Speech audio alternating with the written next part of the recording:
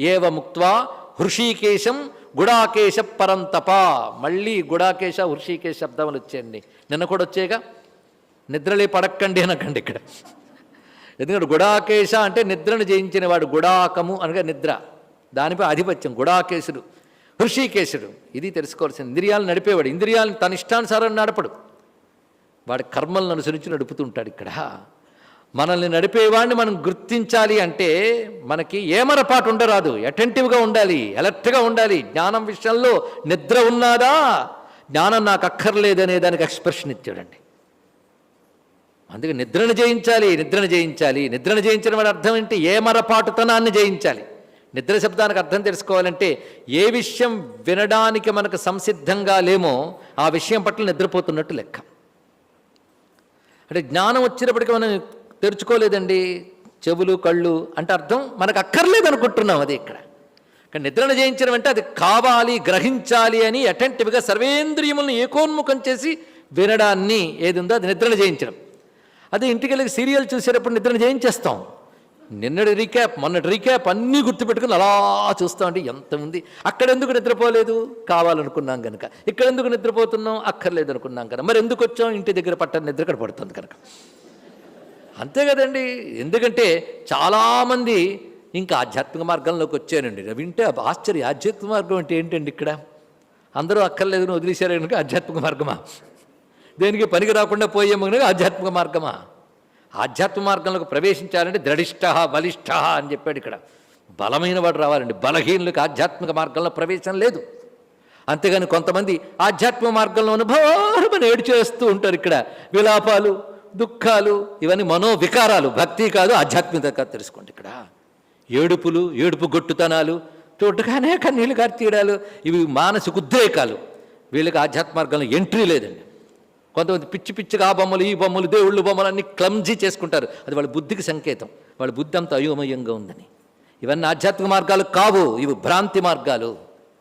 ఎంత చక్కటిదండి ఆధ్యాత్మిక మార్గం. దృఢమైన వ్యక్తిత్వం ఉండాలి, దృఢమైన మనస్తత్వం ఉండాలి. ఇక్కడ అటువంటి వాడికే ఎంట్రీ. అందుకే పరంతప నైతత్వయుపపద్యతే, అది ప్రధాన లక్షణం. ఇక్కడ అది కలిగి ఉండాలి. అటువంటి వాడు మాత్రమే అర్హుడవుతాడు. అందుకే వాడు గుడాకేశుడు అయ్యాడు.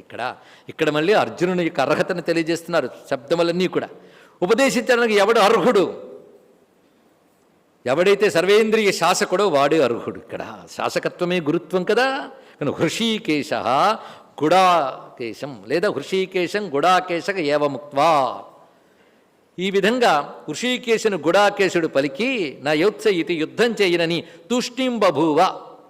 తూష్ణీం అనగానే మౌనం వహించేట. కనీసం అదేనా చేతనవ్వాలండి. ఇక్కడ మౌనంగా ఉన్నాడు. ఎందుకు మౌనంగా ఉన్నాడు? ఆయన చెప్పింది వినడానికి. అది చాలా అవసరం. మౌనం దేని చేత అంటే నువ్వే నిశ్చయించి చెప్పన్నాక మళ్ళీ తాను ఉపన్యాసం చెప్పడం ఏంటండి? కొంతమంది ఒక మాట చెప్తానండి అంటారు, ఆయన మాట్లాడినవాడు వీడియో చెప్తూ ఉంటాడు. ఇక్కడ తూష్ణీం బభూవ కావాలి. వాడు మౌనం వహించాలి అంటే వినడానికి సంసిద్ధుడయ్యాడు. పైగా నా యోత్సయితి గోవిందముక్త్వ, నేను ఇంకా యుద్ధం చేయను అని మౌనం వహించి కూర్చున్నాడు. ఇక్కడ చెప్పింది వింటాడు. ఇప్పుడు ఎవరితో మాట్లాడాడు? హృషీకేశం గోవిందం. మళ్ళీ అందమైన మాట్లాడండి. ఇక్కడ గురువుగారు రెండు లక్షణాలు కలిగిన వారు. ఎవరా గురువుగారు? హృషీకేశుడు, గోవిందుడు. రెండు లక్షణాలు. ఎందుకంటే నువ్వు నా హృషీకములకు నువ్వే నాయకుడివి. హృషీకేశ శబ్దాలు ఇదే అర్థం. నా సర్వేంద్రియములు, సర్వేంద్రియములు అనగానే నా బుద్ధి కూడా. అసలు ఇంద్రియాలు ఏమున్నాయండి పాపం? బుద్ధి ఎలా చెప్తే అలా నడుస్తుంది. కనుక నిజమైన హృషీకం అంటే బుద్ధే. బుద్ధితో పాటు సర్వేంద్రియములు, ఇవన్నీ నువ్వు చెప్పినట్టు నడుచుకుంటాయి. అందుకే నేను మనసుతో వింటాను కానీ చెయ్యనండి అంటే మళ్ళీ అదొక కష్టం. కనుక నా సర్వేంద్రియములు బుద్ధితో సహా నువ్వే నడపాలి. అసలు నడిపేవాడు నువ్వు. అది హృషీకేశ. అది చెప్పాలి అంటే జ్ఞానం చెప్పాలి కదా. జ్ఞానం దేంతో చెప్తాడు? వేదమో వేదాంతమో. వేదాంత వాక్యములు తెలిసినవాడే గురువు అవుతాడు, లేకపోతే గురువు అవుతాడా? ఆ వేదాంత వాక్యముల అర్థాన్ని బోధించాలి. ఆ వేదాంత వాక్యములకి గోవులు అని పేర్లు. దాని గురించి సంపూర్ణంగా తెలిసిన వాడెవడో వాడు గోవిందుడు. కనుక సర్వజ్ఞానములు ఏ వాక్యముల ద్వారా తెలియబడతాయో ఆ వాక్యములు తెలిసిన వాడవు, వాక్యముల ద్వారా తెలియబడేవాడవు నువ్వు. కనుక గోవింద అని శబ్దం వేశారు ఇక్కడ. కనుక గోవిందుడు గురువేనండి. గురువు గోవిందుడు రెండు ఒకటే. అందుకే గోవిందం భజ మూఢమతే, భజ గోవిందం భజ గోవిందం, గోవిందం భజ మూఢమతే అన్నారు. ఎవడయ్యా గోవిందుడు అంటే గోభిర్నిగతిత గోవింద స్ఫుట నామానం బహునామానం. అది గోధీ గోచర దూరం గోవుకి అంటే వాక్కులకి బుద్ధికి అందనివాడు, వేదవాక్యముల ద్వారా తెలియబడేవాడు, వేదవాక్యములను ఉపదేశించువాడు అన్నీ ఆయనే. అందుకే వాగ్విదాంబరుడు ఆయన, వాగీశ్వరేశ్వర ఆయన, యోగీశ్వరేశ్వరుడు ఆయన, వాగీశ్వరేశ్వరుడు ఆయన. అందుకే హృషీకేశం గోవిందం అనే మాటలు అంత అందంగా ప్రయోగించారండి. గీత శ్లోకాలు శాస్త్రము, సూత్రము.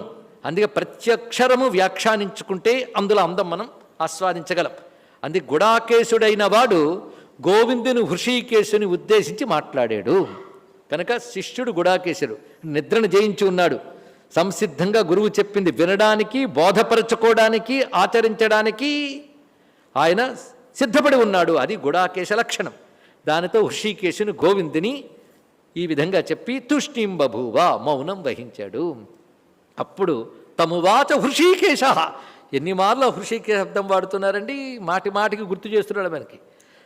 ప్రహసన్నివ భారత, ఒక పెద్ద నవ్వు నవ్వెట్టాను ఒక్కసారి కృష్ణ పరమాత్మ నవ్వాడైన. ప్రహసన్నివ, ఆ పైగా వ్యాసుల వచనం పెద్ద నవ్వు ప్రహసన్, హసన్ అంటేనే నవ్వడం, ప్రహసన్ అంటే గొప్పగా నవ్వినట్లు.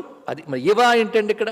ప్రహసన్ అంటే అయిపోయింది కదా, ప్రహసన్ నివా అని చెప్పడం ఏంటి? నవ్వినట్లు అంటే ఆయన చిన్న నవ్వు నవ్వాడు, కానీ ఒక పెద్ద నవ్వు నవ్వినట్లుగా నవ్వేటది. ప్రహసన్ ఇవా అంటే ఆవిడ అజ్ఞానంతో ఉంటే హోర్ని అని నవ్వుతామే, అలాంటి నవ్వది. ఆ నవ్వుకి ఎన్ని వ్యాఖ్యానాలు చేయవచ్చానండి ఇక్కడ.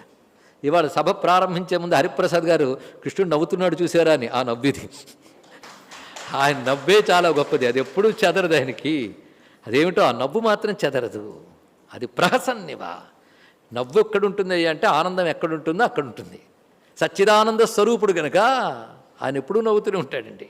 ఆ నవ్వుకి వ్యాఖ్యానిస్తే అదే భగవద్గీత. ఆ నవ్వుకి ఎన్ని అర్థాలున్నాయో అర్జునుడికే అర్థం అవ్వాలి ఆ నవ్వు. ఒకటి, ఆతతాయులైన వారు వీరిని చంపను అన్నాడు. మూర్ఖుడా, ఆతతాయులైన వారిని చంపాలని ధర్మశాస్త్రం చెప్తూ ఉంటే ఇక్కడికి వచ్చిదా ఇదా నీకు తెలిసింది. పైగా ఇంత సరంజామా వేసుకుని, ఇంత ఆలోచన చేసి, ఇంత ప్రణాళిక వేసుకుని తీరా కార్యరంగంలోకి వచ్చేటప్పుడు వెనకడుగేస్తావా? ఇన్ని భావాల నవ్వులు ఉన్నాయండి ఇక్కడ. ఇదేమైనా తగుని మాటేనా? అని ప్రహసన్నివా భారత సేనయోరుభయోర్మధ్యే విషీదంతమిదం వచః.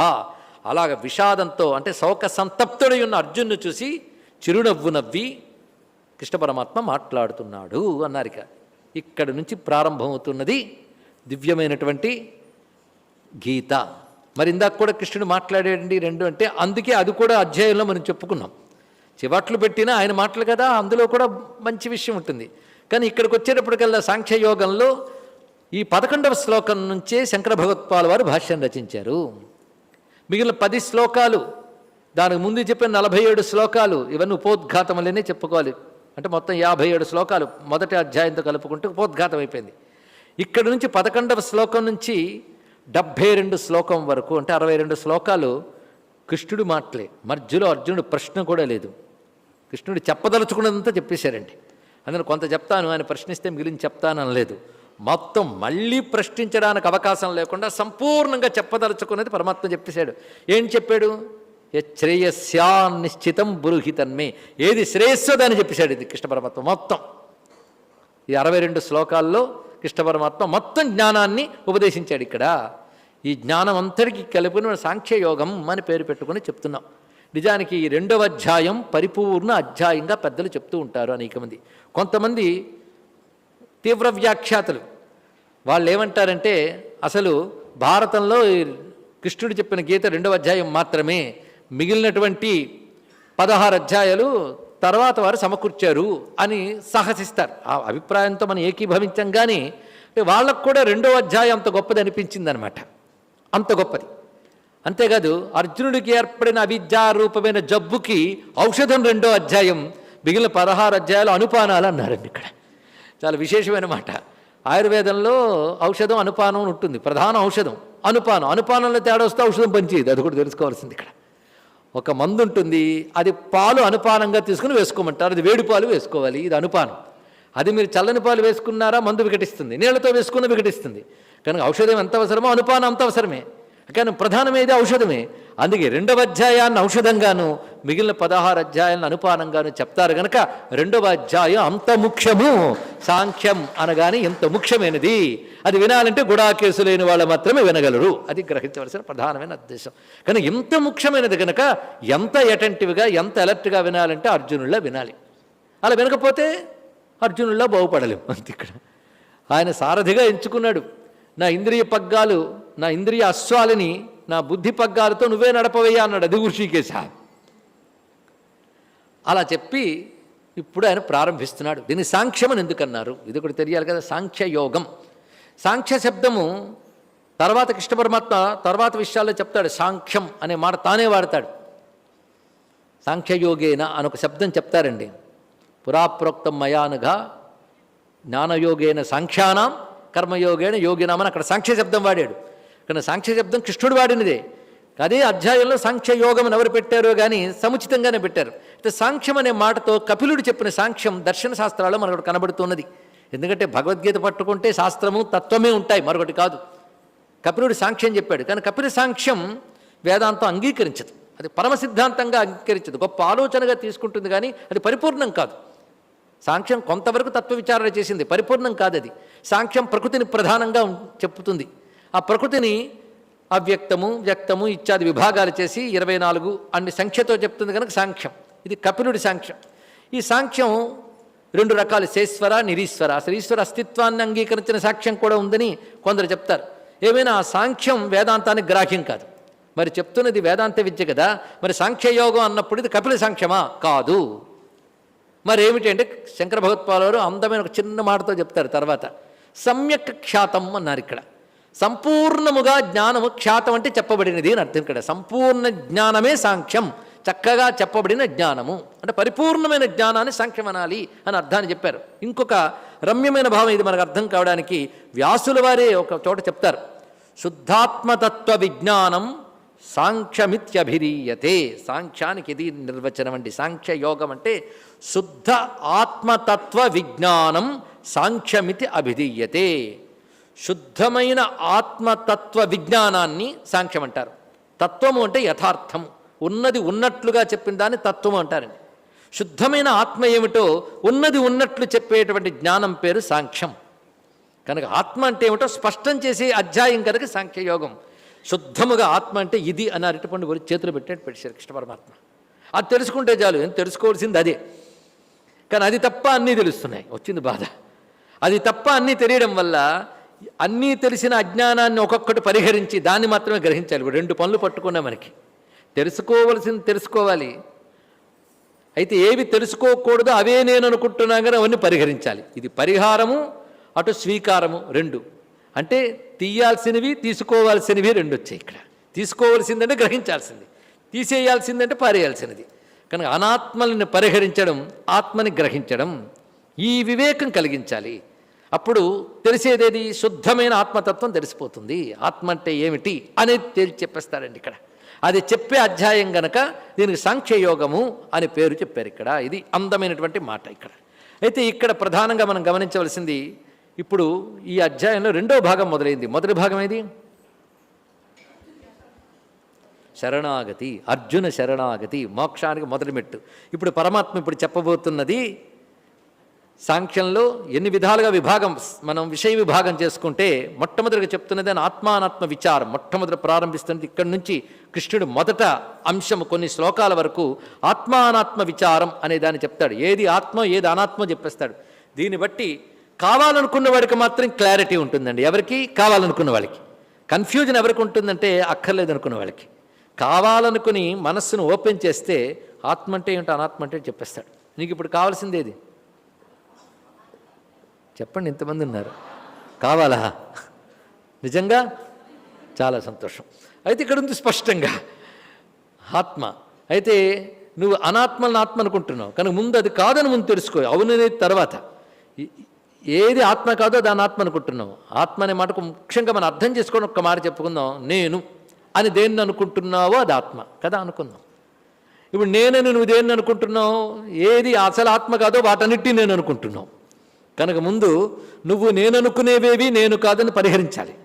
అసలు నేను పట్టివ్వాలి. ఈ 2 ఇప్పుడు జరగాలండి. ఆ పని కృష్ణ పరమాత్మ అత్యద్భుతంగా చేయబోతున్నాడు ఇక్కడ. కానీ మొట్టమొదటి కలిగించే ఆత్మానాత్మ విచారం. దీనికి వివేకము అని పేరు. వివేకము, వివేకం అంటే వేరు చేసి చూచుట. అంతేకాదు ఇదే సమయంలో మోక్షానికి కావలసిన అర్హతలు ఇత్యాదులలో మొట్టమొదటిది నిత్యానిత్య వస్తు వివేకం అన్నారు కదా, అది ఇక్కడ కనబడుతుంది. మొట్టమొదటి అది చెప్తాడు. ఇక్కడ నుంచి స్వామి బోధ ఈ అధ్యాయంలో మేరకు మనం విభాగం చేసుకుంటే మొదట కనిపించేది ఆత్మానాత్మ విచారం, రెండవది బుద్ధియోగం, దాన్ని నిష్కామ కర్మయోగం, రెండవది అది చెప్తాడు. మూడవది ఈ జ్ఞానం అంతా ఒక రూపం ధరిస్తే వాడి పేరు స్థితప్రజ్ఞుడు. ఈ జ్ఞానం కలిగిన వాడు ఎవడో వాడు స్థితప్రజ్ఞుడు. ఆ స్థితప్రజ్ఞుడు ఎలా ఉంటాడో చెప్తాడు ఇక్కడ. దీంతో పూర్తవుతుంది. ప్రధానంగా ఈ మూడు తెలిస్తే మనకి మొత్తం తెలిసినట్లే. కనుక అధ్యాయానికి ఉపోద్ఘాతం మనం గ్రహిస్తున్నాం. ముందుగా శరణాగతి, ఇది ప్రధానంగా ఉండవలసినది. ఉంటే పరమాత్మ చక్కగా బోధిస్తాడు. ఆ బోధలో మొట్టమొదటిగా నువ్వేది నువ్వు కానిదేదో చెప్తాడు. అది వివేకాన్ని కలిగిస్తాడు. ఆ తర్వాత నీ కర్తవ్యం ఏమిటి, ఆ వివేకంతో స్వధర్మనిష్ట నిష్కామ కర్మయోగం బోధించాడు. బోధించి ఈ జ్ఞానము కలిగిన వాడు పరిపూర్ణుడి పేరు స్థితప్రజ్ఞుడు. కనుక మనకిప్పుడు ఆదర్శం ఎవరు? స్థితప్రజ్ఞుడు. నువ్వేమవ్వాలనుకుంటున్నావు అని అడిగితే ప్రతివాడు ఏం చెప్పాలి? నేను ఇంజనీర్ని అవుతాను, డాక్టర్ని అవుతాను, ఆ తర్వాత సంపాదిస్తూ అఘోరిస్తాను. ఇదా అండి యాంబిషన్స్ అంటే? ఇవా? ఏమవ్వాలనుకుంటున్నావు? విద్యార్థిని అడిగితే ఫలానా ప్రొఫెషన్. అది అయిన తర్వాత ఏమవ్వాలనుకుంటున్నావు? అప్పుడు బాధలు అప్పుడు ఉంటాయి. కానీ నిజంగా వివేకం కలిగిన వాడికి నువ్వేమవ్వాలనుకుంటున్నావు అంటే స్థితప్రజ్ఞుణ్ణి అవ్వాలనుకుంటున్నానని చెప్పగలిగితే వాడు గొప్పవాడండి. జీవితంలో సక్సెస్ ఏదయ్యా అంటే నువ్వు స్థితప్రజ్ఞుడు కావడమే సక్సెస్. విజయవంతమైన వ్యక్తి ఎవడంటే స్థితప్రజ్ఞుడైన వాడే విజయవంతమైన వ్యక్తి. అంతేగాని రాజకీయ నాయకుడిగా పదవి పొందడమో, లేక తాను ఉన్న స్థానంలో ఉన్నత స్థానానికి వెళ్ళడమో, బోల్డ్ అంత సంపాదించడమో ఇది కాదు విజయవంతమైన జీవితం. స్థితప్రజ్ఞుడు కావాలి, స్థితప్రజ్ఞుడు కావాలి, స్థితప్రజ్ఞుడు కావాలి అనొక ఏం పెట్టుకోండి. ఎప్పుడైనా లక్ష్యం లేని జీవితానికి సార్థకత లేని పెద్దలు అంటూ ఉంటారు కదా, లక్ష్యశుద్ధి ఉండాలి, యాంబిషన్ ఉండాలి, ఒక టార్గెట్ ఉండాలి. ఏమిటది? ఫలానా కావాలి. ఫలానా కావాలి అనుకుంటేనే కదా ప్రయత్నం. నువ్వు ఉద్యోగం సంపాదించుకోవాలనుకున్నావు, అందుకు నీ జీవితంలో 25-30 ఏళ్ళు వెలగబెట్టేశావు. ఎందుకు? ఆ టార్గెట్ పెట్టుకున్నావు, ఉద్యోగం సంపాదించాలి, దాని ద్వారా ఎన్నో సంపాదించాను, ఒక లక్ష్యం కోసం ఇంత సాధన చేసావు కదా, నీ ఎఫర్ట్స్ అన్ని పుట్టప్ చేసావు కదా. పెళ్లి చేసుకోవాలి, దానికి కావాల్సిన ఎఫర్ట్స్ దానికి పుట్టప్ చేసావు. ప్రతి జీవితంలో ఒక్కొక్క లక్ష్యం ఏర్పరచుకొని దానికి కావాల్సినవన్నీ కష్టపడ్డాం. అయితే భగవంతుడు ఏం చెప్తున్నా అంటే స్థితప్రజ్ఞుడివి కా, అది జీవితానికి అది పెట్టుకో. స్థితప్రజ్ఞుడు అంటే ఏమిటో అర్థం చేసుకో. అది కావాలంటే నువ్వు ఎలా ఉండాలో అర్థం చేసుకో. ఎలా ఉండాలి? ఆత్మానాత్మ విచారం కలిగి ఉండు, దానితో కూడి నిష్కామ కర్మని చెయ్యు, స్థితప్రజ్ఞుడు కాదు. ఇక్కడ ఇది క్రమం. ఈ స్థితప్రజ్ఞ లక్షణాలతో పూర్తి చేస్తాడు. ఇది మొత్తం సాంఖ్యయోగంలో ఉన్నటువంటి స్వరూపం అండి. ఇక్కడ ఇంతకంటే తెలుసుకోవాల్సింది ఇంకేంటి లేదు, అందులో సందేహం లేదు. గ్రహించగలిగింది ఇంకేం లేదు. ఎందుకంటే ఆత్మ అంటే ఏంటో చెప్పేశాడు, అనాత్మ అంటే ఏంటో చెప్పేశాడు. ఇంకా నీ పని ఏమిటంటే ఇది వంట పట్టే వరకు విచారణ చేయి. అయిపోయింది, కురుకుతూ వినేసాం, ఇంటికెళ్ళి నిద్రపోతాం, రేపటి నుంచి మళ్ళీ లోక వ్యవహారాలు కాదు. విచారణ చేయి, వెళ్ళి అధ్యాయం పట్టుకో, ప్రతి పదాన్ని వివేచన చేయి. అనాత్మలు ఏమిటి, ఆత్మ ఏంటో పట్టుకో. పడిపోస్తూ ఉంటుంది. ఇప్పుడు ఇసుకలో గొయ్యి తవ్వుతూ ఉంటే మాటిమాటికి ఇసుక వచ్చేస్తుంటుంది, చూసారా? అలా ఉంటుందండి జీవితం. ఈ అనాత్మని పరిహరించదలుచుకున్న ప్రతిసారి అనాత్మ విషయాలు వచ్చి పడిపోతుంటాయి. తేలిక కాదు. ఏదో బత్తాయి పండో కమలా పండో ఇచ్చేసి ఒలిచి పెట్టేసేనంత సులభం అండి. దానిలో పీచు పదార్థం తీసేసి తొన మాత్రమే తినేసాడంత తేలిక అనాత్మను పరిహరించి ఆత్మను మింగేయడానికి. ఇది మహా కష్టం. ఇసుకలో గొయ్యి తవ్వడం అంత కష్టం. ఇక్కడ అది వస్తూనే ఉంటుంది ఇక్కడ. అందుకే అంత తేలిక కాదు, కానీ తేలికలా అనిపిస్తుంది. తేలికలా కనిపిస్తూ తేలిక కాని దాని పేరే వేదాంత శాస్త్రం. సామాన్యం కాదు ఇక్కడ. ఎందుకంటే అనాత్మలు అలవాటైపోయాయి మనకి, వాటిని పరిహరించడం అంత తేలిక. పైగా అనాత్మలు దృశ్య విషయాలు, ఆత్మ దృశ్య విషయం కాదు కనుక స్పష్టంగా తెలియబడదు. ఇక్కడ కనబడే వస్తువైతే తేటగా చెప్పేయవచ్చు, అది కనబడేది కదా. కనబడేదంతా అనాత్మే, కనబడనిది ఆత్మ. ఇదికి వచ్చింది మరో చిక్కు. నేను పట్టుకోవలసిందేది కనబడినదే. ఎంత బాధాకరమైన అంశం అండి ఇక్కడ. అందుకు భగవానుడు ఇక్కడ ఎంత అందంగా ప్రారంభిస్తున్నాడో చూడండి. అద్భుతమైన ప్రారంభం ఇక్కడ. ఇక్కడ నుంచి భగవత్పాదుల వారు ఆనందంగా చెప్తున్నారు ఇక్కడ. తత్రైవం ధర్మసమ్మూఢచేతసః మహతి శోకసాగరే నమగ్నస్య అర్జునస్య అన్యత్ర ఆత్మజ్ఞానాత్ ఉద్ధరణం అపశ్యన్ భగవాన్ వాసుదేవః. ఇక్కడ గొప్ప మాట చెప్పారు. గొప్పదైన శోకసాగరంలో మునిగిపోయినటువంటి ధర్మసమ్మూఢ చేతస్కుడైనటువంటి అర్జునునితో ఆత్మజ్ఞానం వల్లనే ఉద్ధరణ కలుగుతుంది అని భగవానుడు ఉపదేశిస్తున్నాడు. అంటే శోకసాగరం నుంచి బయట పెట్టారంటే మార్గం ఏది? ఇక్కడ చాలా అద్భుతమైన మాట మాటి మాటికి చెప్తున్నాడు భగవత్పాదులు వారు. ఎందుకయ్యా యుద్ధం చేయడానికి వెనుకాడిన అర్జునుడికి ఆత్మజ్ఞానం ఎందుకు చెప్పాడు అంటే, అతడు శోకసాగరంలో మునిగి ఉన్నాడు. అర్జునుడిని ఇవాళ యుద్ధం చేయించడం కోసం కాదు, అతడికి ముక్తినివ్వదలుచుకున్నాడు భగవానుడు. శోకసాగరం నుంచి బయట పెట్టదలుచుకున్నాడు. కానీ శోకసాగరం నుంచి బయట పెట్టాలంటే ఆత్మజ్ఞానం తప్ప మరొక మార్గం లేదు లేదు లేదు, తెలుసుకోండి ఇక్కడ. అందుకే శోకము మోహం నుంచి బయటపడాలి అంటే ఇంకొక పద్ధతి లేదు. అంతేగాని నా మనవడి పెళ్ళి అయిపోయానండి ఇంకా మోక్షం కోసం ప్రయత్నిస్తాను అనుకోకు. ఇది మనవడి పెళ్ళి మోక్షానికి సహకరించదు, గ్రహించు ఇక్కడ. కేవలం శోకమోహాల నుంచి పెట్టేది ఆత్మజ్ఞానాత్ ఉద్ధరణం. భగవత్పాదుల వారు ఎంత గొప్పగా, ఎందుకు కృష్ణ పరమాత్మ ఆత్మజ్ఞానంతో ప్రారంభించాడు అంటే, ముందు పరమార్థ దృష్టితో చెప్పాడు, తత్వదృష్టితో బోధ చేశాడు. ఇక్కడ నీకు 2 రకాలైన మోహాలు ఏర్పడ్డాయి అర్జున అన్నాడు. అర్జునుడికి 2 రకాల మోహాలు ఏర్పడ్డాయి. ఒకటి దేహాదుల్ని ఆత్మనుకోవడం, అంటే నేను అనే భావం, నేను నా వాళ్ళు, అందుకే తాను ఒక దేహం, తన వాళ్ళు వీళ్ళందరూ అనేది ఏర్పడింది. దీన్ని సాధారణ మోహం అంటారు. ఇది ప్రతివాడికి జనరల్గా ఉంటుంది, ప్రతివాడికి కూడా ఇది సాధారణ మోహం. విశేష మోహం మరొకటి ఉందిట. అదేమిటంటే స్వధర్మాన్ని అధర్మం అనుకోవడం. అది ఇక్కడ అది విశేష మోహం వచ్చింది. ఇక్కడ తాను చేయవలసింది స్వధర్మం యుద్ధం, అది కాదేమో ధర్మం కాదేమో అనేది 2 ఏర్పడ్డాయి. రెండింటిని పరిహరించాలి. ఇప్పుడు మొదట పరిహరిస్తున్నది సాధారణ మోహం. ఇది అందరికీ ఉండేది కనుక అందరికీ ఆ పనికొచ్చేది. ఇక్కడ ఎందుకు తెలుసుకోవాలి? అది తెలుసుకునే వరకు నీకు శోకం మోహం వస్తూనే ఉంటాయి. ఆత్మజ్ఞానం కలగనంత వరకు శోకము, మోహము, భయము, క్రోధము ఇవన్నీ ఎక్కువ పేర్లు చెప్పాం కనుక ఎక్కువ జబ్బుల పేర్లు చెప్తే భయపడతానే అలా ఉంటాయి పేర్లు వింటే. కానీ ఇన్ని లక్షణాలు ఒకే జబ్బుకున్నాయి. కొన్ని జబ్బులు వస్తే జ్వరము, దగ్గు, కడుపు నొప్పి అన్నీ వస్తాయట. అలాగే భయము, క్రోధము, శోకము, మోహము ఇన్ని లక్షణాలు ఒక్క జబ్బుకే ఉన్నాయి. ఆ జబ్బు పేరు అవిద్య, అజ్ఞానం. ఆ జబ్బుకు మందు ఆత్మానాత్మ విచారం, మరొకటి లేదు ఇక్కడ. ఇది తప్ప ఇంకేదైనా ఉందా? నాణ్యపంథా విద్యతే జనాయ, మరొక మార్గం లేదు పో అన్నాడు ఇక్కడ. అందుకే ఎందుకు ఈ మాటను చెప్పారు భగవానుడు అంటే, శంకరుడు చెప్తున్నారు ఆత్మజ్ఞానాత్ ఉద్ధరణం. ఆత్మజ్ఞానం వల్లనే ఉద్ధరణ గనక భగవన్ వాసుదేవ తతః అర్జునం ఉద్దిధారైషు ఆత్మజ్ఞానాయ అవతారయన్. ఇది మాట చెప్పాడు. అది అర్జునుణ్ణి శోకసాగరం నుంచి బయట పెట్టడానికై ఆత్మజ్ఞానాన్ని దింపెట్టండి. ఇక్కడ దింపడం మాట ఎంత బాగున్నది ఇక్కడ. అంటే ఉత్తమమైనటువంటి ఆ జ్ఞానాన్ని అర్జునుడి కోసం తీసుకొచ్చి చెప్తున్నాడు ఇక్కడ మహానుభావుడైన కృష్ణ పరమాత్మ.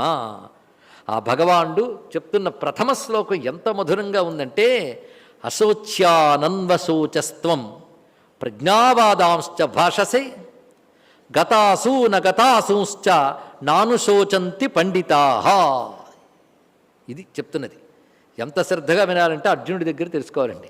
సాధారణంగా రథం నడిపేవాడు సారథి క్రిందుకుంటాడు, రథి పైన కూర్చుంటాడు. ఇక్కడ తన స్థానంలో కూర్చోకుండా క్రింది స్థానంలో కూర్చున్నట్టు అర్జునుడు కృష్ణ పరమాత్మ బోధిస్తున్నాడు. అందుకే వినడానికి కొన్ని అర్హతలు ఉంటాయి. నిద్రపోతూ వినడం, కునుకుతూ వినడం, జపం చేస్తున్నప్పుడు వింటున్నప్పుడు కాళ్ళ మీద చేతులు పెట్టుకోవడం, ఇవన్నీ ఏంటంటే విషయంపై వాళ్ళకి శ్రద్ధ లేదంటానికి సంకేతంట. కానీ పోస్చర్ ఒకటి ఉంటుందండి. చూడండి వెనకాల వేశారు అర్జునుడు ఎలా వింటున్నాడు. ఆ వినడం, ఆ కూర్చున్న తీరు నుంచి వాళ్ళకి ఎటువంటి శ్రద్ధ ఉన్నదో చెప్పబడుతున్నది ఇక్కడ. అలా కూర్చొని ఆయన వింటూ ఉంటే పరమాత్మ బోధిస్తున్నాడు. ఈ దృశ్యమైన మనస్సులో పెట్టుకోవాలండి. ఇక్కడ ఆ చెప్తున్న కృష్ణ పరమాత్మనైనా ధ్యానించగలిగితే చాలు. ఇక్కడ ఒక ఆయన పాపం భగవద్గీత చెప్తున్నట్ట, వింటున్న వాళ్ళు రకరకాలుగా ఉంటారు. ఎందుకంటే చెప్పాలని ఉత్సాహంతో కూర్చున్న వాళ్ళు ఉత్సాహాన్ని నీరుగార్చే శ్రోతలు చాలామంది ఉంటారండి. పైగా కొరకొరా చూసేవాళ్ళు ఉంటారు, ఏం ఎంటర్టైన్మెంట్ లేదు, ఏమిటి ఇలా చెప్తున్నాడు అనేవాళ్ళు. పైగా అర్థం చేసుకోవాలని సిగ్గు కూడా ఉండదండి. ఇక్కడ పొగరుమొత్తనం, ఎంత అహంకారంగా వింటారో. అది అర్థం చేసుకోవాలని బాధ కూడా ఉండదు, అర్థం చేసుకోవాలని ప్రయత్నం ఉండదు. అన్ని రకాల శ్రోతల్ని భరించాల్సిన పరమ ప్రారంధం భక్తకు ఉంటుంది. ఏం చేస్తాం?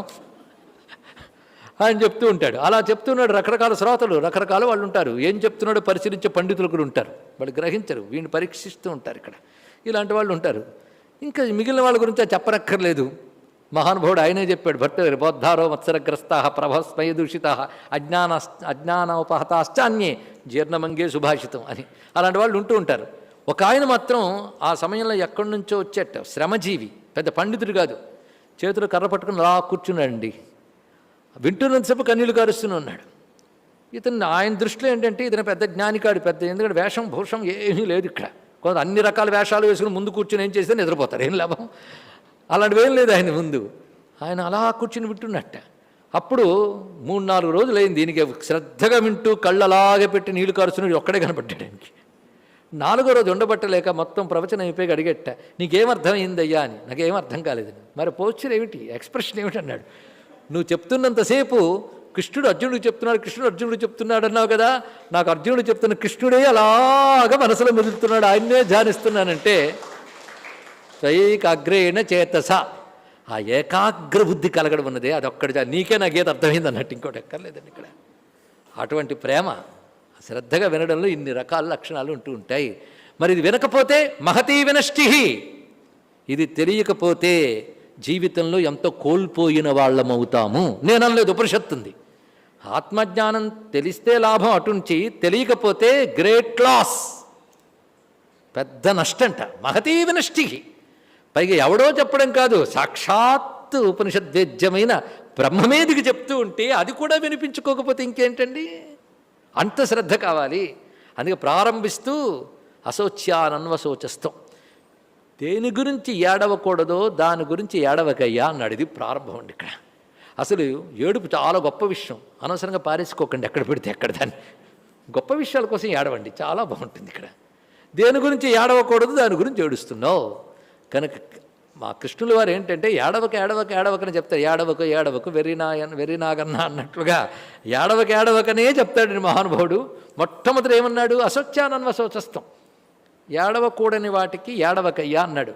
మా చివరి వాక్యం మళ్ళీ వెళ్ళిపోదాం. సర్వధర్మాన్ పరిత్యజ్య మామేకం శరణం వ్రజ అహంత్వా సర్వపాపేభ్యో మోక్షయిష్యామి మాశుచ. మళ్ళీ అక్కడ కూడా ఏడవకయ్యా అన్నాడు.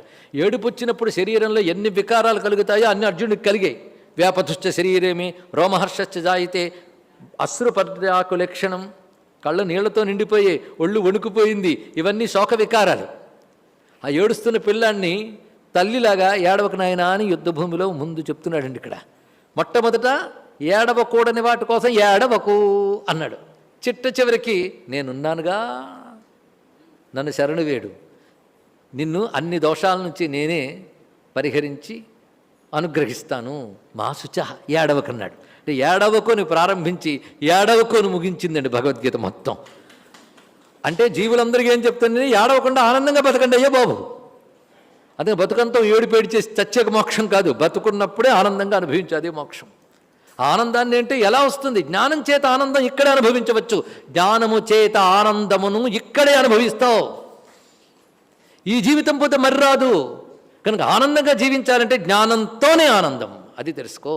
కాదండి నాకు ఇవన్నీ వచ్చేస్తే ఆనందం, వీళ్ళందరూ బతికేస్తే ఆనందం, వాళ్ళ బతుకు నీ చేతిలో ఉందో మూర్ఖ, అది చెప్పబోతున్నాడు ఇక్కడ. అందుకే అశోచ్యానన్వశోచస్తం ప్రజ్ఞావాదాంశ భాషసే. నువ్వు ప్రజ్ఞావాదములు పలికావు అంటే బుద్ధిమంతుడిలా మాట్లాడో ఇంతవరకు. ఎవడైనా వింటే ఆహా అర్జునుడు ఎంత గొప్పవాడు అనిపించేస్తుంది, అంతే కదా. గురువుల్ని చంపే కంటే రక్తపు కూడు తినడం అవుతుంది కదా, అది మహాపాపం కదా, దానికంటే భిక్షమెత్తుకోవడం మంచిది అన్నావు. వినడానికి ఎంత బాగుందండు, ఎంత దయామయుడు అర్జునుడు. ఒక ఆయన ఇలాగే అనుకుని ఈ రాజ్యాలు యుద్ధాలు ఇవి ఎక్కర్లేదని రాత్రికి రాత్రి నిద్రపోతున్న భార్యని పిల్లాడిని వదిలేసి బయటకు వచ్చి బయలుదేరి ఉపదేశాలు అవి చేశాడు. అప్పుడు అతనికి హెచ్చరించడానికి కృష్ణుడు లాంటి వాడు లేడు, అది వచ్చింది ప్రారంభం. అర్జునుడికి కృష్ణుడు దొరికాడు, అదే అదృష్టం. ఎంచుకున్నాడు ఆయన రథాన్ని నడపవయ్యా అని. అందుకు అడుగడుగున బుద్ధిని బాగు చేశాడు ఆ మహానుభావుడు. ఇక్కడ బోధించారండి ఇక్కడ. ఎందుకంటే ధర్మాధర్మములు అహింసాహింసలు ఏకపక్షంలో నిర్ణయించలేం, అవి సాపేక్షములు, వివిధ విధాలుగా ఉంటాయి. ఒకడికి ధర్మం, ఇంకొకటికి అధర్మం, ఒకటికి హింస, ఇంకొకటికి అహింస. ప్రయోజనం బట్టి ఉంటుంది, కర్తవ్యం బట్టి ఉంటుంది, అది తెలియజేయాలి. కానీ వినడానికి చాలా బాగుంది, నేను అహింసావాది, వీళ్ళవన్నీ చంపకుండా వెళ్ళిపోదాం అంటున్నాడు, భిక్షమెత్తుకునైనా బెటకి వచ్చి అంటున్నాడు. అది పట్టుకు నువ్వు నపుంసకుల్లో మాట్లాడకని తిట్టాడు ఈయన. ఏమిటండి ఇక్కడ? అందుకే కార్పణ్యం క్లైబ్యం వచ్చేటప్పటికల్లా 3 లక్షణాలు ఉన్నాయి. పిరికితనము, జాలి, చేతకానితనం, 3 లక్షణాలు కలిపి కార్పణ్యము క్లైబ్యం అనాలి. అది భగవానుడు ఏమన్నట్టున్నాడంటే ఇవన్నీ ప్రజ్ఞావాదాంశ భాషతే. నువ్వు మాట్లాడుతున్న వాటిల్లో ఏదో ఉపనిషద్వాక్యాలు కొటేషన్స్ లాంటి వాటి కూడా కనబడుతున్నాయి. వీళ్ళందరినీ చంపే కంటే ఇలా బ్రతకడం ఎందుకు, అహింసే ప్రధానం కదా అన్నప్పుడు ఏదో మహామేధావులు చెప్పే మాటల్లా అనిపిస్తున్నాయి. కానీ అవి ప్రజ్ఞావాదములు కానీ ప్రజ్ఞేమి లేదు అందులో. ప్రజ్ఞావాదాంశ్చ భాషసే. పండితుడైన వాడు గతాసూన్ అగతాసూంశ్చ నాను శోచంతి పండితా. గతాసూన్ అగతాసూన్ అంటే ప్రాణాలు కోల్పోయిన వారి గురించి కానీ ప్రాణాలు పోని వారి గురించి కానీ పండితులైన వారు శోకింపరు. ఇది బాగా గుర్తుపెట్టుకోవాలండి. ఎప్పుడు దుఃఖం కలిగినా ఈ శ్లోకం గుర్తు రావాలి. ఎప్పుడు దుఃఖం కలిగినా అంటే పోయిన వాళ్ళ గురించి కానీ బ్రతుకున్న వాళ్ళ గురించి కానీ తెలివైన వారు ఏడవరు. ఎవరు? కనుక ఏడిచిన ప్రతిసారి మూర్ఖుండు అనమాట అని తెలుసుకుంటే చాలు ఇక్కడ.